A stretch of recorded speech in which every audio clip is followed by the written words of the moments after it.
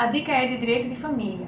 Quando há filhos dependentes morando com apenas um dos genitores, é possível que o outro genitor contribua com o sustento dos filhos mediante pagamento de pensão alimentícia ou alimentos. É comum que o valor seja definido a partir do binômio necessidade do alimentando versus possibilidade do alimentante.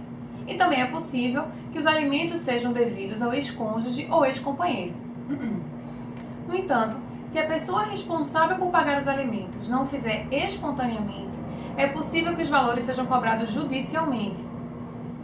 No âmbito judicial, o tema é tratado pela Lei 5.478 de 68, que regulamenta a ação de alimentos. Mas atualmente é o Código de Processo Civil 2015 que cuida da execução dos alimentos. Nos artigos 528 a 533, se for fundado em título judicial, ou seja, se já houver uma decisão fixando os alimentos, ou nos artigos 911 a 913, se for fundado em título extrajudicial, quando houver, por exemplo, um acordo firmado entre as partes e registrado em cartório.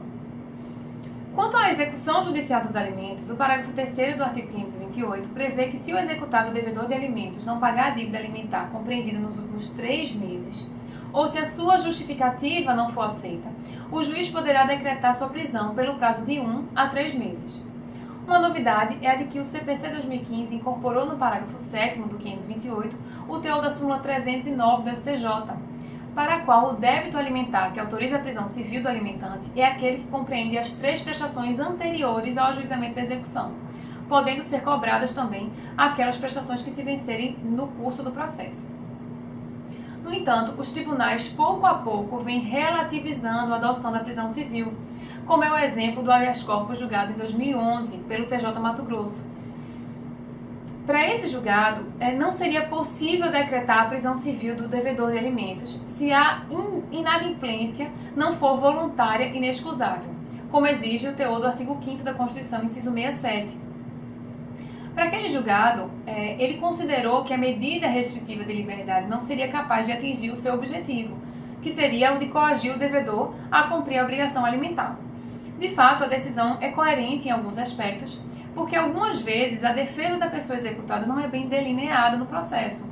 Isso pode acabar prejudicando aquele que realmente não tem condições de pagar o valor arbitrado. Nessa linha, a prisão civil não seria a medida mais adequada ao caso e, se for possível, configurar que o pagamento parcial ou a falta do pagamento não tenha sido uma opção da pessoa executada. Eu, particularmente, não sou contra a prisão civil como meio de coerção para a pessoa devedora pagar o débito alimentar. A minha provocação com esse vídeo é sobre a necessidade de olharmos para outros meios mais eficientes e menos danosos, não apenas para a pessoa que deve, mas para todos aqueles que estão envolvidos naquela relação. Imagine que muitas vezes a pessoa devedora é a principal provedora de outra família também. Imagine os efeitos de uma prisão nesse caso. Nesse mesmo sentido, existe um julgado do STJ no ano de 2018. Para a terceira turma do STJ, a prisão civil por dívida de pensão alimentícia só poderia ser concedida quando estiverem preenchidos alguns requisitos, tais como a configuração de que o pagamento da dívida é indispensável para garantir a sobrevida do alimentando, ou ainda quando a prisão representar a medida de maior efetividade para o cumprimento daquela obrigação. Para o STJ, a ausência desses requisitos retiraria o caráter de urgência da prisão civil, que passaria a ser adotada apenas excepcionalmente. É possível afirmar, então, que em alguns casos o STJ admite a relativização da prisão civil por dívida alimentar. É isso aí, até a próxima!